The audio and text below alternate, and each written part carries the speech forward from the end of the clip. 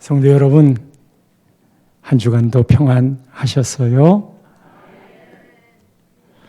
지난 월요일 기습적으로 내린 80년 만에 기록적인 강력한 폭우에 순식간적으로 수도권 일대가 수라장을 겪었습니다.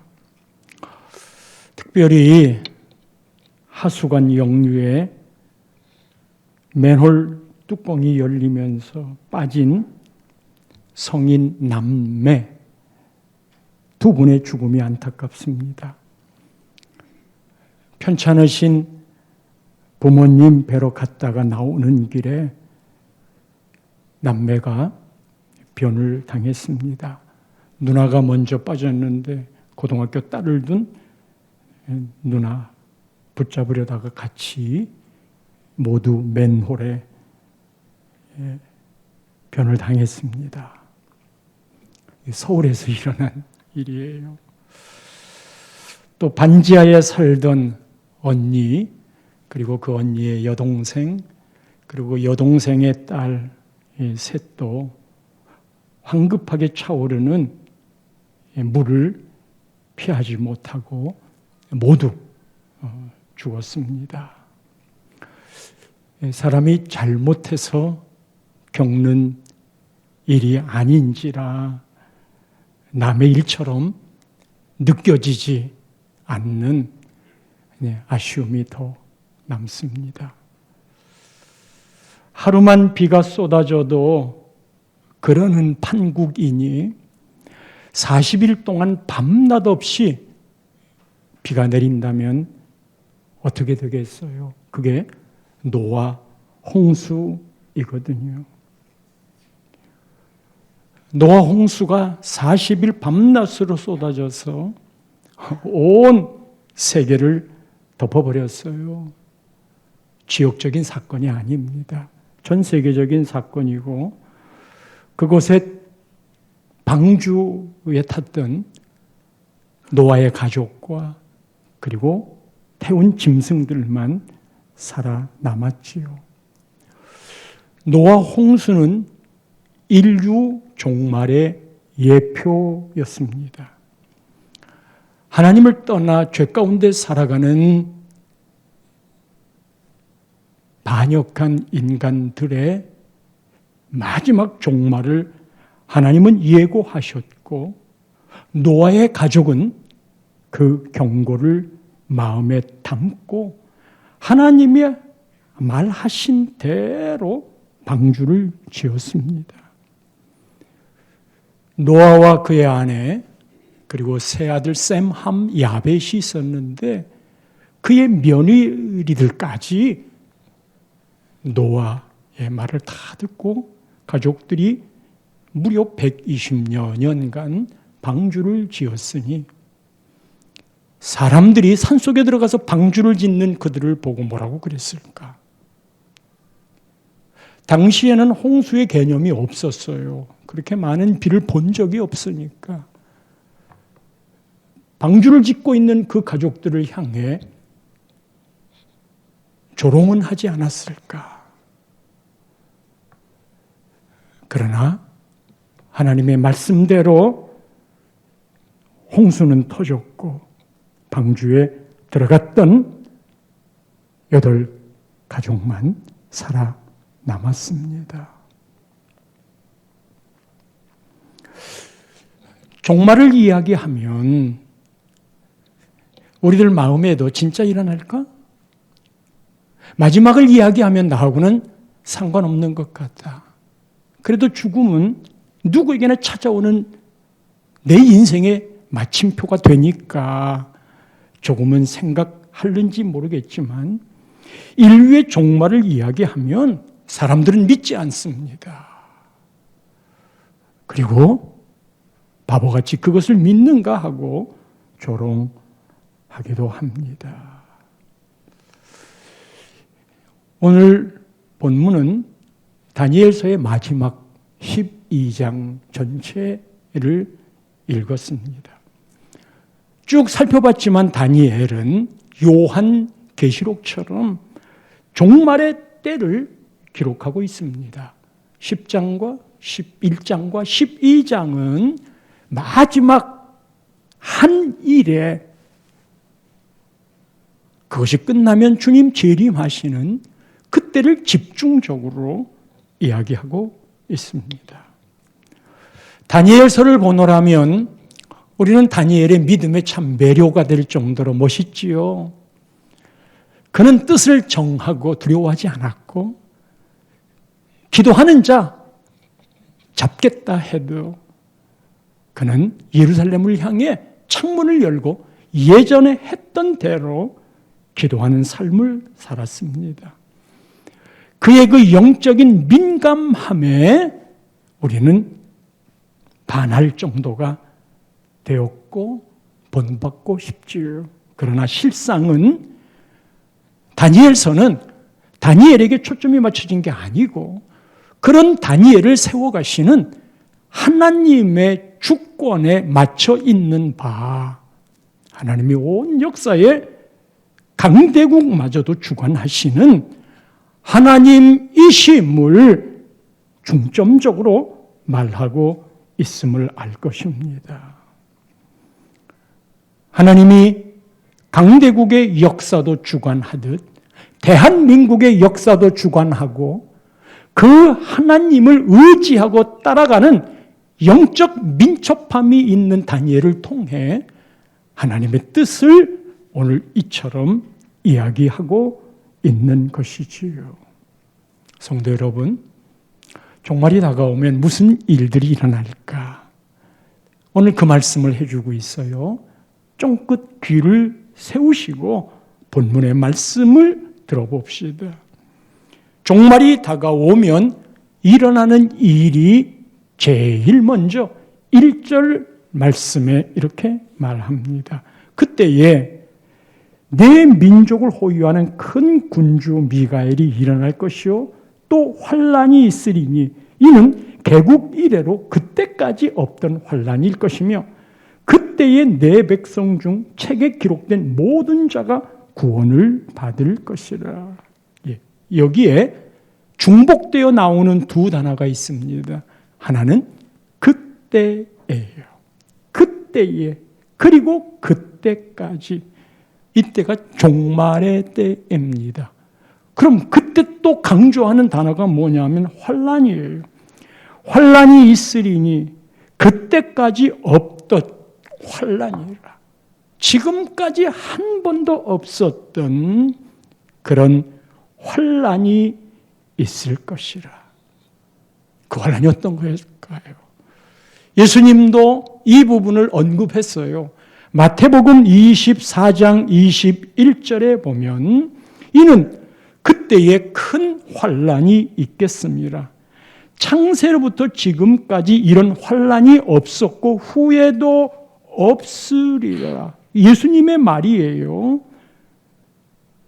창세로부터 지금까지 이런 환란이 없었고 후에도 없으리라.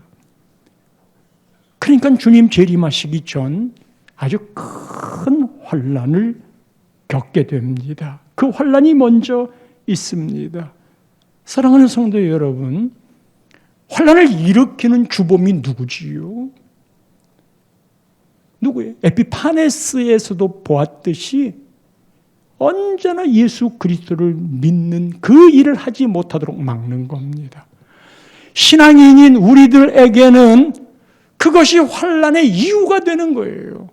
그것을 피하면 환란이 아니 될 수도 있어요. 모든 사탄의 마지막은 하나님을 믿지 못하도록 예배하지 못하도록 하는 것이 목표 지점이기 때문에 우리에게는 왜 그런 일이 있어요? 라고 없었으면 좋겠다고 섭섭한 마음도 있겠지만 그렇게 역사는 진행된다는 거예요.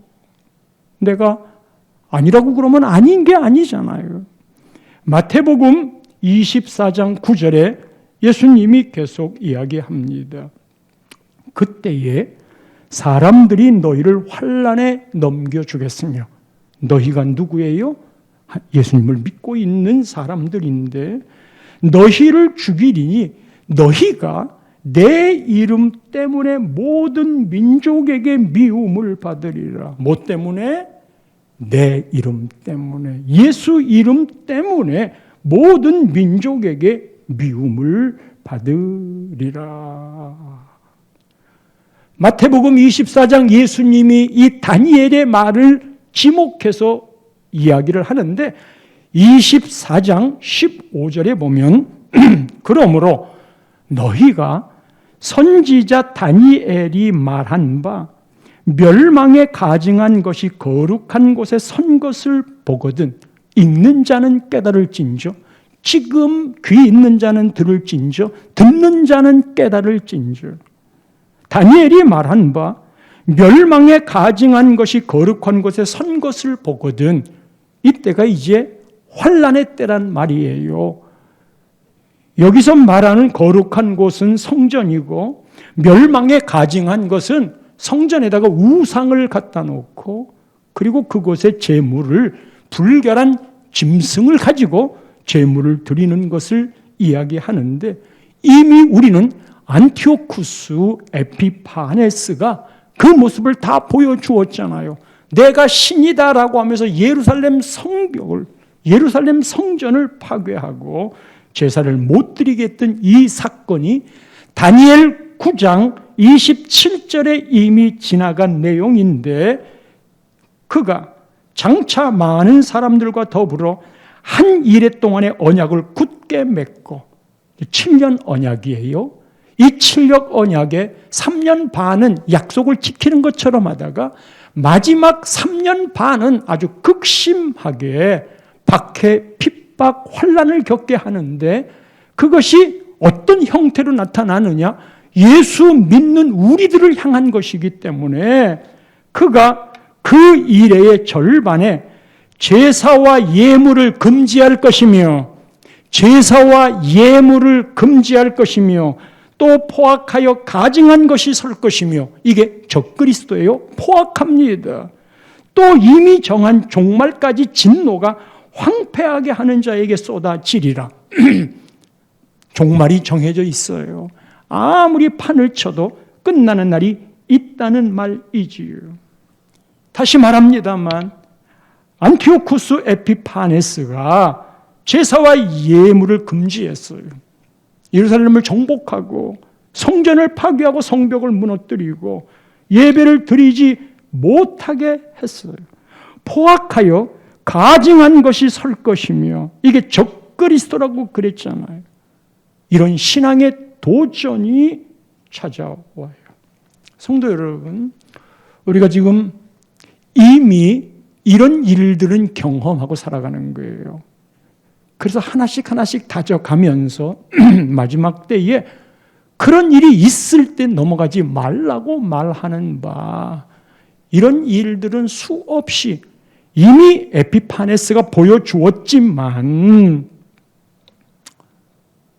가정에서 가족 중에 가장 가까운 사람들이 교회 나가지 말라고, 예배드리지 말라고, 주일날 해야 할 일이 있지 않냐고, 그거 어떻게 이겨내겠어요? 직장에서도 마찬가지예요. 승진도 해야 되는데 그런 말을 안 들어주면 신앙을 지키기가 어려운 시절을 살아가고 있어요. 이미 이슬람권에서는, 제3세계에서는 이런 일들이 빈번히 지금도 일어나고 있는 일이고, 그리고 우리가 경험하고 있는 전염병 코로나도 예배를 제한했어요. 아니 어떻게 예배를 드리는데 인원수를 딱 정해놓고 20명 넘어가면 안 된다. 그래서 22명이, 어떤 때는 30명까지 했는데 33명이 예배를 드렸다고 와가지고 다 사람 숫자를 세워서 고소하고 어려움을 겪게 하는, 누가 예배를 방해하나? 우리는 그렇게 말할 수 있잖아요. 다른 사람을 위해서 전염병이 번져나가지 않게 해야 되겠다는 그런 자각심이 우리에게 왜 없겠어요? 그러면 그거를 자율로 맡기고 스스로 지켜갈 수 있도록 마스크를 2-3개 쓰더라도 그렇게 하지 않도록, 그런데 왜 그게 예배를 제한하는 숫자 제한으로, 그리고 그렇게 제한한 것에 맞추어서 할 수밖에 없는, 그렇게 안 했다고 우리 내부에서 또 서로 강론을 벌이는 이런 일들이 일어나는 걸까요? 이미 다 지금 그 과정을 겪어가고 있는 거예요. 말씀드렸지만 여러분, 신사참배를 하는 것도 그 당시에 아주 강한 물결, 강압적으로 강권적으로 이루어지는 그 일에 신사참배를 꼭 하나님을 배반하는 것으로만 볼 수 있겠는가? 문화의 한 측면으로 받아들일 수 있는 건 못 되겠는가?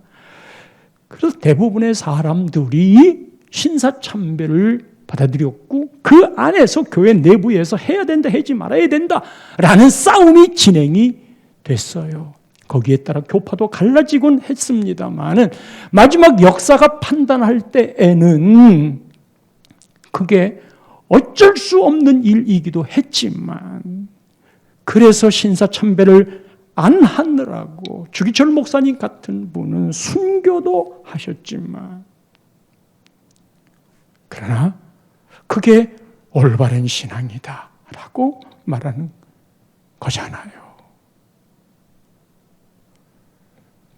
어쩌면 지금 걸어가고 있는 이 상황이 그런 일들의 훗날의 평가의 부분이 될 수도 있어요. 여러분, 이런 환난의 이야기를 들으면 뭐야 이거, 예수 믿는 거 하나님이 지키시고 돌보아 주신다면서 마지막 예수 이름 때문에 이렇게 어려움을 겪고 살아가야 되는 거야 라는 생각이 들지요. 언제나 하나님은 그 현장 가운데 우리를 지켜보시며 우리에게 갈 길들을 늘 안내하고 있는데, 그게 환난에는 언제나 끝날 날이 있다는 거예요. 환난은 언제나 끝날 날이 있다. 환난은 그 기간이 있다. 안티쿠오스 에피파네스가 한 일에 동안 약속을 했다가 처음에는 지키는 척하다가 나중에 아주 못된 짓을 했잖아요. 특별히 하나님에 대해서 못된 짓을 했잖아요. 그러나 마지막 그도 무너졌어요. 한 3년 반 후에 악랄한 일을 하다가 유대인들에 의해서 무너졌어요. 다니엘 12장 오늘 본문 7절에 보면 그 때를 이렇게 이야기합니다. 내가 들은즉 그 세마포를 입고, 이게 예수님입니다. 강물 위쪽에 있는 자가 자기의 좌우 손을 들어 하늘을 향하여 영원히 살아계시는 이를 가리켜 맹세하여 이룹니다. 반드시 이루어진다는 거죠. 맹세하여. 반드시 한때, 두때, 반때를 지나서, 한때, 두때, 반때 다 하면 몇 때예요? 한때와 두때와 반때 하니까 세때 반, 즉 3년 반. 3년 반이 지나서 성도의 권세가 다 깨지기까지이니, 그렇게 되면 이 모든 일이 다 끝나리라. 그 끝나는 때가 언제예요? 3년 반이 지나는 때이고, 그때 특징이 뭐냐? 성도의 권세가 다 깨지기까지이니. 성도의 권세가 다 깨지는데요. 여러분, 그런 적그리스도의 출현이 아주 심한 박해로 이어지면 두 종류의 사람으로 금방 분류가 됩니다. 한 종류의 사람은 그런 일 때문에, 예수 믿는 것 때문에 찾아오는 이 박해 때문에 나는 예수를 안 믿을랍니다 하고 거절을 하는 배교의 사건이 일어납니다. 변절자라고도 이야기를 하지요. 그러니까 예수 믿는 사람들이 배반을 하고 변절이 되어서 배교자가 되니까 성도들이 다 깨져버리는 거예요. 성도들이 없어져 버리는 거예요. 예배 드리는 현장에 있는 사람들이 바로 예수를 믿는 사람들이니까 이 자리가 안 오면 끝나는 거예요.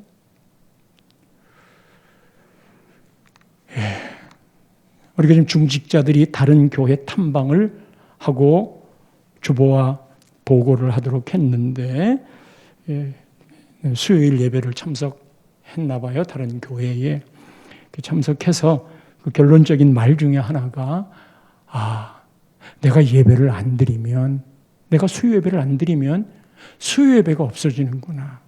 교회가 큰데 그 큰 교회에 수요 예배 본당에서 안 드리고 다른 작은 곳에서 드리는데 그것도 인원이 많지 않다가 보니 내가 수요 예배를 안 드리면 수요 예배는 없어지는 것이겠구나. 그래도 얼마나 기가 막힌 말이에요. 그래요. 정답이에요. 내가 수요 예배를 안 드리면 수요 예배가 없어지는구나.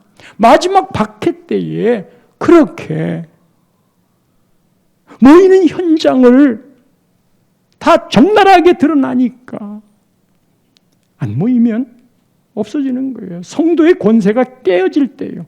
또 한 부류가 누구냐 하면 나는 그래도 신앙 고백을 하겠습니다 하고 죽는 순교자예요.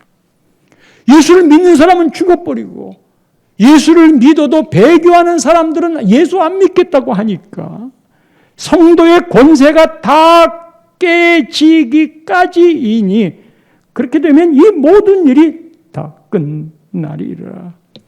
이런 형태가 됐든 저런 형태가 됐든 끝나요. 근데 여러분 3년 반 시간이 지나고 곧 이어서 예수님 재림해요.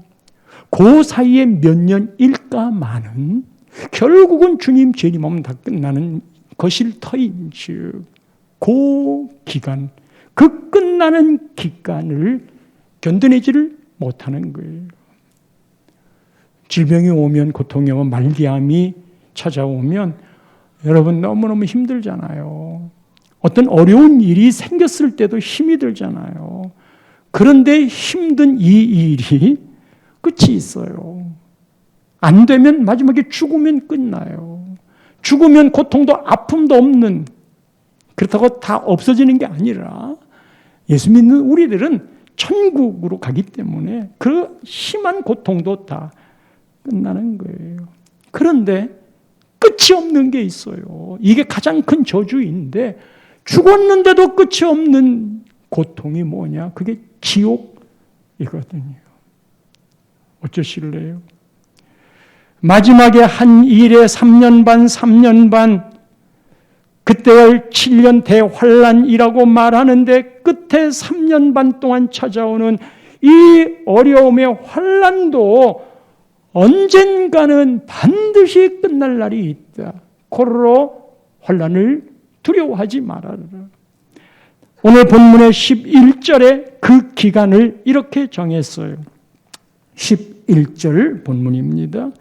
매일 드리는 제사를 폐하며 예배를 못 드리게 해요.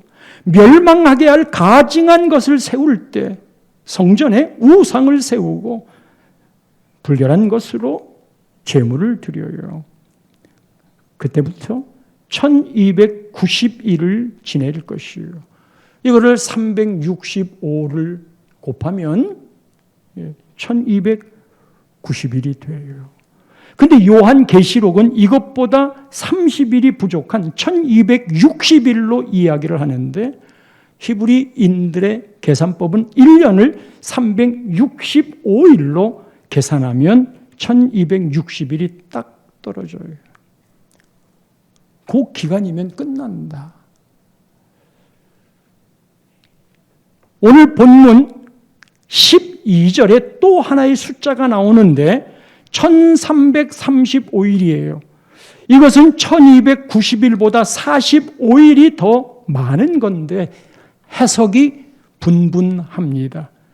여기서 중요한 건 기다려서 1335일까지 이르는 그 사람은 복이 있으리라. 3년 반이 끝나고 거기에다가 45일쯤 더 보탠 그때까지 기다리는 자, 그때까지 이르는 그 사람은 복이 있으리라. 그래서 이 날짜에 대한 숫자에 대한 해석이 분분하지만 고난의 모든 3년 반의 기간이 끝나고 그리고는 곧 예수님이 오시는데 그것이 한 45일 정도의 시간, 이 환란이 지나갈 때 그 끝에 예수님이 오신다고 그랬잖아요. 이 숫자는 정확하게 막 맞추려고 그러면 올무에 빠질 수도 있어요.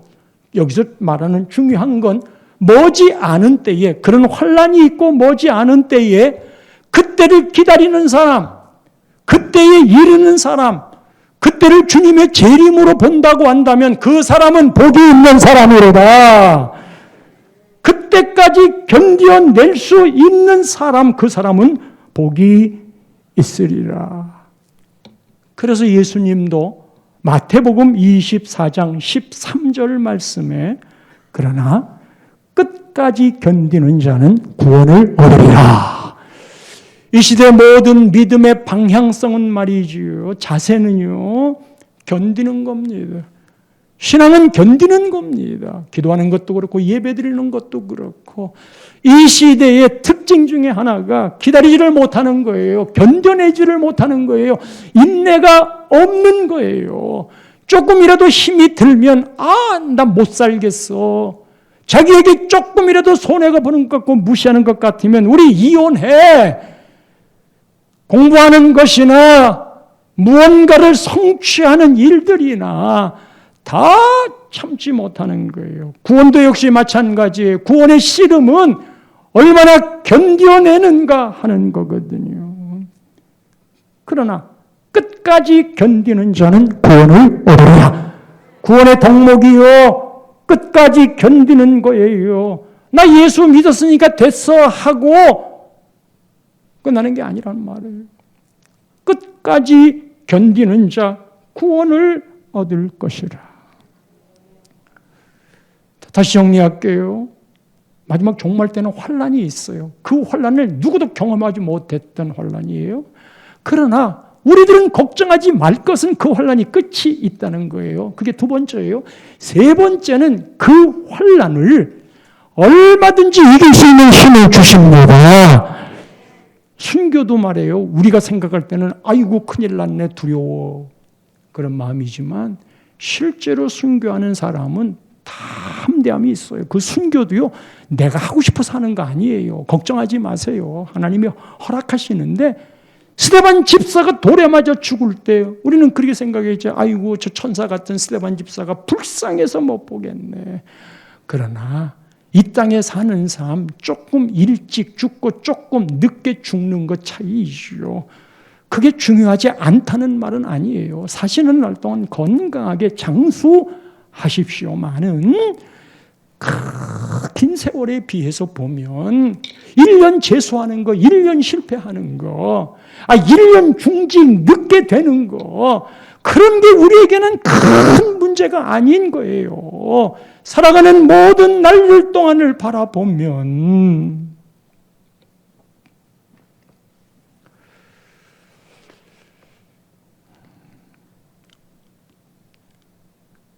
그 환란의 때의 세 번째 1절 말씀에 이렇게 말해요. 그때에, 마지막 때에 내 민족을 호위하는 큰 군주 미가엘이 일어날 것이, 큰 군주 미가엘이 일어날 것이, 미가엘이 지키는 자로 등장합니다. 내가 사망의 음침한 골짜기로 다닐지라도 해를 두려워하지 않을 것은 주께서 나와 함께 하시니라. 정말 큰 평강이 있어요. 사망의 음침한 골짜기가 우리의 삶의 여러 형태로 찾아오잖아요.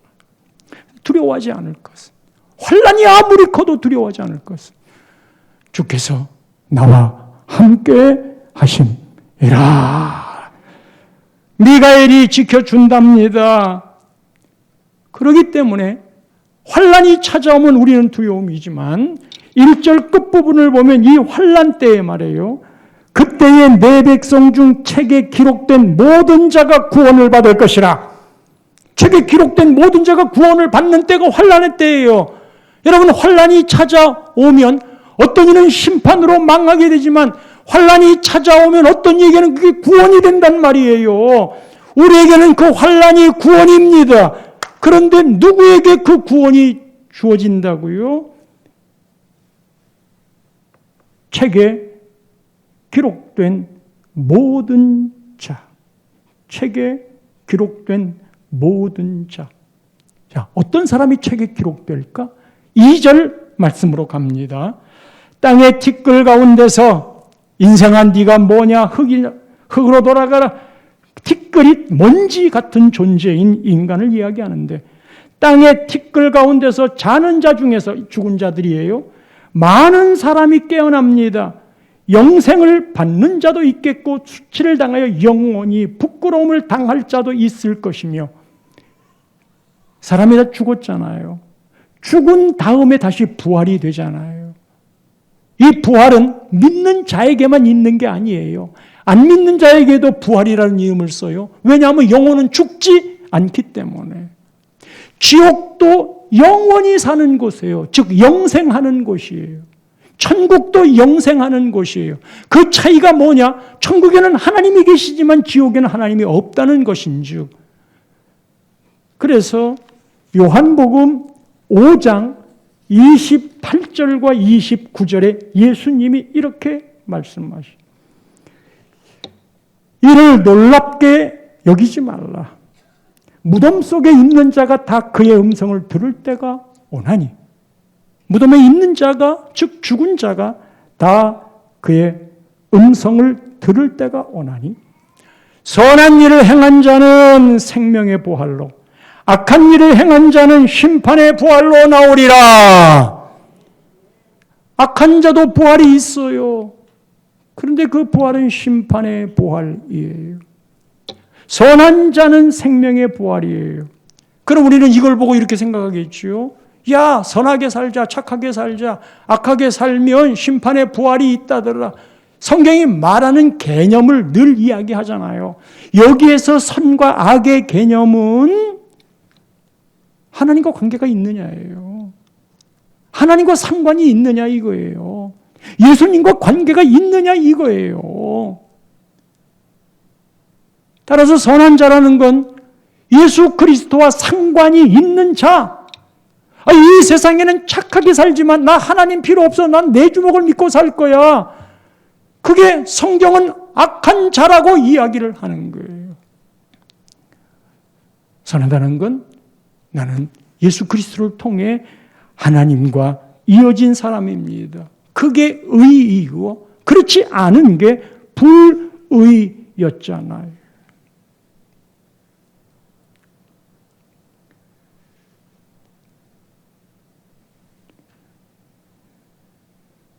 성도 여러분들은 어느 곳에 서 있습니까? 생명의 부활입니까? 그렇지 않으면 심판의 부활입니까? 이 영생을 받는 자는 모두가 다 책에 기록된 모든 자라고 그랬어요. 자, 이 책에 기록된 자라는 게 어떤 거냐? 요한계시록하고 연결이 되는데 요한계시록 20장 11절 말씀에 보면 이것이 심판 때에 이루어질 일입니다. 20장 11절에 또 내가 크고 흰 보좌와 흰 보좌, 백보좌, 심판 이런 말 들어보셨어요? 아주 크고 흰 보좌가 있는데 이 백보좌 앞에 우리가 서요. 그 위에 앉으신 이를 보니 하나님, 주님 그러겠죠. 땅과 하늘이 그 앞에서 피하여 간데 없더라. 누구도 그 심판 앞에 피할 자가 없어. 저도 여러분도. 12절 그 심판이 있을 때에 또 내가 보니 죽은 자들이 큰 자나 작은 자나 그 보좌 앞에 서 있는데 책들이 펴 있고 이때는 복수를 썼어요. 책들이 펴 있어. 백보자 심판이 이루어지는 그 앞에 사람들이 전부 섰는데 피할 자가 없는데 죽은 자들이 큰 자든 작은 자든 이 땅에서 높은 일을 했든 낮은 일을 했든 부하게 살았든 그렇지 못했든 모두가 다 그 보좌 앞에 서 있는데 책들이 펴 있어요. 복수입니다. 또 다른 책이 펴졌으니 이때는 단수입니다. 이 단수로 다른 책이 펴진 것은 곧 생명의 책이라. 생명의 책은 단수예요. 그러나 다른 책들은 다 복수로 돼 있어요. 왜 단수로 돼 있을까? 주님이 우리에게 요구하시는 길은 좁은 문이에요. 넓고 큰 문은 가는 사람이 많아.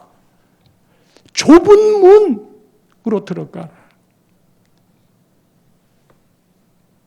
멸망으로 가는 문은 크고 화려하다. 십자가를 져라. 사람도 십자가 지기 싫어해요. 그러니까 생명책에 기록된 사람은 단수이고 그렇지 않은 다른 책들은 많아. 어쩌면 천국에 가면 우리가 생각하는 것보다 훨씬 적은 사람일 수도 있다는 생각이 들어요. 사랑하는 나눔의 교회 성도 여러분들은 모두 단수인 생명책에 여러분들의 이름이 기록되기를 축원합니다.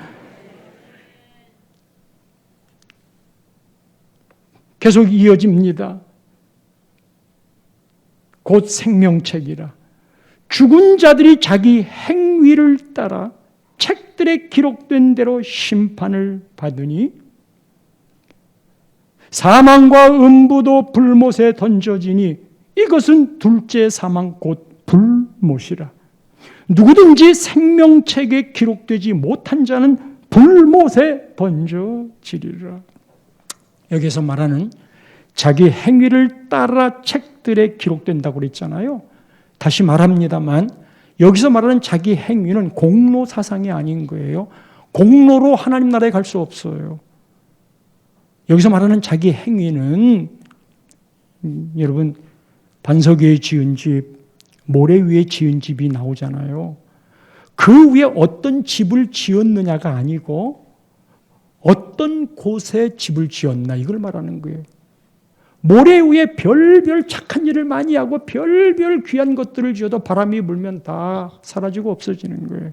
여기서 말하는 자기 행위는 아까도 이야기했듯 선을 행하는 자 예수 그리스도를 믿고 악을 행하는 자 예수 그리스도를 믿지 않는, 그러니까 예수를 믿는다는 건 우리의 교양 과목이 아니에요. 예수를 믿는다는 건 우리의 위로를 받는 정도가 아닌 거예요. 예수를 믿는다는 건 죽고 사는 생명의 관계예요. 어떻게 예수 믿다가 교인들끼리 싸웠다고 나를 무시했다고 나 교회 안 나올 거야 그렇게 말할 수 있는 거냔 말이에요. 교회를 왜 나와요? 믿음 때문에 나오는 거예요. 믿음은 반드시 상관관계를 맺는 곳에서 자라게 돼 있어요. 사랑이라고 그러는 건 나 혼자 사랑하는 게 아니잖아요. 반드시 상대가 있어요. 그리고 그 상대가 못 될수록 내 사랑은 더 커지고 내 인내도 더 커지는 거예요. 그래서 끝까지 견디는 자가 그런 의미에서 구원을 얻는 거예요. 누구든지 생명책에 기록되지 못한 자는 불못에 던져지리라. 여러분들의 이름이 생명책에 기록되었다는 것을 믿으십니까? 이건 예수님과의 인격적인 관계고 오늘 내 삶에 예수님을 주인으로 섬긴가 하는 문제입니다. 자, 그렇다면 이 환난을 주님이 우리를 지켜주시는데 그 환난을 꼭 이렇게 주셔야 돼요? 꼭 그런 환난을 통과해야만 돼요? 그게 네 번째로 환난의 목적인데 10절 말씀에 이렇게 말합니다. 많은 사람이 연단을 받아 스스로 정결하게 하며 쉬게 할 것이나 많은 사람이 연단을 받아 환난을 받아 스스로 정결하게 하며 쉬게 할 것이나, 쉬다는 건 거룩 포함되어 있죠. 정결 포함되어 있죠. 이런 환난을 통과해야 내가 정결하게 되는 거예요. 왜? 이 정결하게 된 사람이 흠없는 신부가 신랑 되신 예수님 오실 때 맞이하기 위해서 우리 환난이 있어요. 정금처럼 나오는 건 끝없이 불순물을 태워야 되는 거잖아요. 그러니 우리에게 있는 이런 환난, 고난, 역경, 어려움들이 어찌 필요 없는 것이 될 수 있겠어요. 그런데 우리는 그것 때문에 염려하지 말고 와라. 나 때문에 네가 고생하는구나. 나를 힘들게 하는 사람이 있으면 내가 잘 받아칠게. 그래서 결국은 내 영적 실력을 키울게. 이게 환난의 목적이에요. 정결하고 희게 만들기 위해. 그러면서 결론적으로 오늘 말씀의 제목처럼 3절에 대한 걸 이야기합니다. 3절 말씀 보세요. 지혜 있는 자는 궁창의 빛과 같이 빛날 것이요 많은 사람을 옳은 대로 돌아오게 한 자는 별과 같이 영원토록 빛나리라. 이 마지막 때에 영원토록 별과 같이 빛나게 할 사람, 이가 지혜로운 사람인데 그가 누구예요? 옳은 대로 사람을 돌아오게 한 사람. 옳은 데가 뭐예요? 예수 그리스도 진리 되신 그분께로 돌아오게 한 자는 별과 같이 영원토록 빛나리라. 예. 오늘 일부 예배 때에는 기도를 하시면서 매주일 등록하는 교인이 있게 해달라고 그런 기도를 드렸어요. 지금 우리 코로나 이제 2년 지나 3년째 접어들면서도 등록하는 거 한번 보십시오. 코로나 때부터 확 줄어버렸잖아요. 이게 이제 우리의 습관이 되어버리는 것이 되어서 마지막 때에는 옳은 대로 돌아오게 하는 사람, 옳은 대로 돌아오게 한 사람, 그 사람이 별과 같이 영원토록 빛나리라. 그런 거로 다니엘아 4절 말씀입니다. 마지막 때까지 이 말을 간수하고 이 글을 봉함하라. 왜냐하면 많은 사람이 빨리 왕래하며 지금 뭐 전 세계가 하루 생활권으로 바뀌어가고 있잖아요. 지식이 더하리라. 인터넷 통해서 얼마나 지식이 넘치고도 넘쳐요. 그러면 정신없이 살아가고 있는 거예요. 해야 할 일은 너무너무 많은 거예요. 이러한 때에 다니엘아 간수해라. 이런 것에 정신 팔려서 살지 말고 그 말을 봉함하라. 다른 데 나라 돌아다니지 않게 하라. 다니엘이 하나님께 이렇게 물어요. 8절입니다. 이 모든 일의 결국이 어떠하겠습니까? 하고 말해요. 이 모든 일의 결국이 어떠하겠습니까? 내 주여. 그랬더니 9절에 이렇게 말합니다. 다니엘아 갈지어다. 이 말은 마지막 때까지 간수하고 봉함할 것이니라. 갈지어다. 이 말은 가라 그 말보다는 그렇게 될 것이다. 하나님이 말한 대로 그렇게 될 것이다. 이것을 마음에 간직하고 봉함하고 아주 바쁘게 왕래하며 정신없는 지식이 휘몰아치고 이런 때에 핸드폰에 정신만 팔지 말고 지식 쌓는 일에만 마음을 담지 말고 하나님이 말한 이 말은 그대로 될 것이니 네 마음에 간직하고 봉함하라.